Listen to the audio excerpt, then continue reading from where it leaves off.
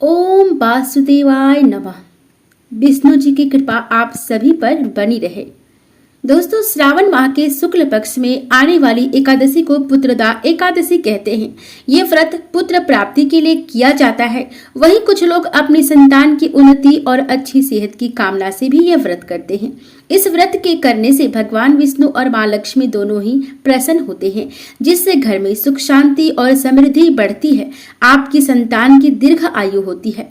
जिस व्यक्ति के संतान नहीं होते हैं, वह पति पत्नी दोनों श्रावण शुक्ल पक्ष एकादशी के दिन बिना कुछ खाए पिए पूरे संयम और नियम से व्रत करें। दोस्तों, आज हम पुत्रदा एकादशी की कथा सुनेंगे, तो इसे ध्यान पूर्वक पूरी जरूर सुने।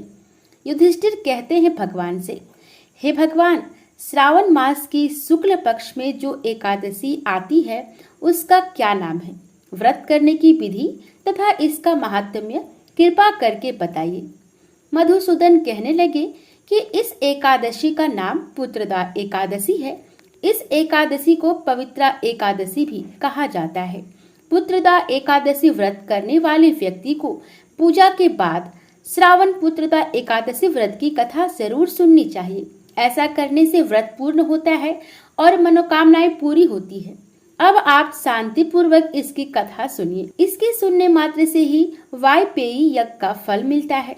द्वापर युग के आरंभ में महस्मती नाम की एक नगरी थी, जिसमें महिजित नाम का राजा राज्य करता था। लेकिन पुत्रहीन होने के कारण राजा को राज्य सुखदायक नहीं लगता था।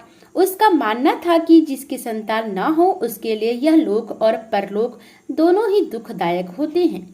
पुत्र सुख की प्राप्ति के लिए राजा ने अनेक उपाय किए, परंतु राजा को पुत्र की प्राप्ति नहीं हुई। वृद्धावस्था आती देखकर राजा ने प्रजा के प्रतिनिधियों को बुलाया और कहा, हे प्रजनों, मेरे खजानों में अन्याय से उपार्जन किया हुआ धन नहीं है। न मैंने कभी देवताओं तथा ब्राह्मणों का धन छीना है। किसी दूसरे की धरोहर भी मैंने नहीं ली। प्रजा को पुत्र के समान पालता रहा। मैं अपराधियों को पुत्र तथा बांधवों की तरह दंड देता रहा। कभी किसी से घृणा नहीं की, सबको समान माना है। सज्जनों की सदा पूजा करता हूँ। इस प्रकार धर्मयुक्त राज्य करते हुए भी मेरे पुत्र नहीं हैं, सो मैं अत्यंत दुख पा रहा हूँ। इसका क्या कारण है? राजा महिजीत की इस बात को विचारने के लिए मंत्री तथा प्रजा के प्रतिनिधि वन को गए। वहां बड़े बड़े ऋषि मुनियों के दर्शन किए।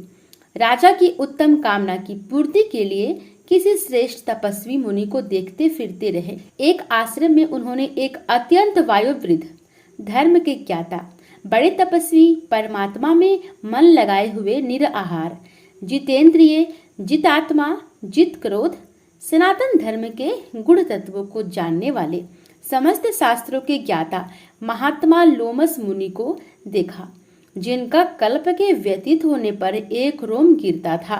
सबसे पहले जाकर ऋषि को प्रणाम किया। उन लोगों को देखकर मुनि ने पूछा कि आप लोग किस कारण से आए हैं? निसंदेह मैं आप लोगों को हित करूंगा। मेरा जन्म केवल दूसरों के उपकार के लिए हुआ है, इसमें संदेह मत करो। लोमस ऋषि के ऐसे वचन सुनकर सब लोग बोले, हे महर्षि, आप हमारी बात जानने में ब्रह्मा से भी अधिक समर्थ हैं, अतः आप हमारे इस संदेह को दूर कीजिए।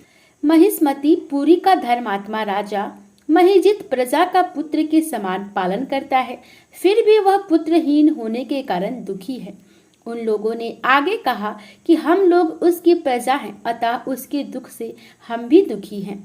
आपके दर्शन से हमें पूर्ण विश्वास है कि हमारा यह संकट अवश्य दूर हो जाएगा, क्योंकि महान पुरुषों के दर्शन मात्र से अनेक कष्ट दूर हो जाते हैं। अब आप कृपा करके राजा के पुत्र होने का उपाय बताइए। यह वार्ता सुनकर ऋषि ने थोड़ी देर के लिए नेत्र बंद किए और राजा के पूर्व जन्म का वृतांत जानकर कहने लगे कि यह राजा पूर्व जन्म में एक निर्धन वैश्य था। निर्धन होने के कारण इसने कई बुरे कर्म किए। यह एक गांव से दूसरे गांव व्यापार करने जाया करता था। एक समय ज्येष्ठ मास के शुक्ल पक्ष की द्वादशी के दिन मध्याह्न के समय, जबकि वह 2 दिन से भूखा प्यासा था, एक जलाशय पर जल पीने गया। उसी स्थान पर एक तत्काल की ब्याही हुई प्यासी गौ जल पी रही थी। राजा ने उस प्यासी गाय को जल पीते हुए हटा दिया और स्वयं जल पीने लगा। इसलिए राजा को यह दुख सहना पड़ा। एकादशी के दिन भूखा रहने से वह राजा हुआ और प्यासी गौ को जल पीते हुए हटाने के कारण पुत्र वियोग का दुख सहना पड़ रहा है। ऐसा सुनकर सब लोग कहने लगे कि हे ऋषि, शास्त्रों में पापों का प्रायश्चित भी लिखा है, अतः जिस प्रकार राजा का यह पाप नष्ट हो जाए, आप ऐसा उपाय बताइए। लोमस मुनि कहने लगे कि श्रावण शुक्ल पक्ष की एकादशी को, जिसे पुत्रदा एकादशी भी कहते हैं, तुम सब लोग व्रत करो और रात्रि को जागरण करो, तो इससे राजा का यह पूर्व जन्म का पाप अवश्य नष्ट हो जाएगा, साथ ही राजा को पुत्र की अवश्य प्राप्ति होगी। लोमस ऋषि के ऐसे वचन सुनकर मंत्रियों सहित सारी प्रजा नगर को वापस लौट आए और जब श्रावण शुक्ल एकादशी आई तो ऋषि की आज्ञा अनुसार सबने पुत्रदा एकादशी का व्रत और जागरण किया। इसके पश्चात द्वादशी के दिन इसके पुण्य का फल राजा को दिया गया। उस पुण्य के प्रभाव से रानी ने गर्भ धारण किया और प्रसव काल समाप्त होने पर उसके एक बड़ा तेजस्वी पुत्र उत्पन्न हुआ।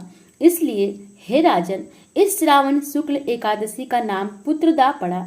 अतः संतान सुख की इच्छा हासिल करने वाले इस व्रत को अवश्य करें। इसके महात्म्य को सुनने से मनुष्य सब पापों से मुक्त हो जाता है और इस लोक में संतान सुख भोग कर परलोक में स्वर्ग को प्राप्ति होता है। जय श्री हरि, जय श्री हरि विष्णु। ओम नमो भगवते वासुदेवाय नमः।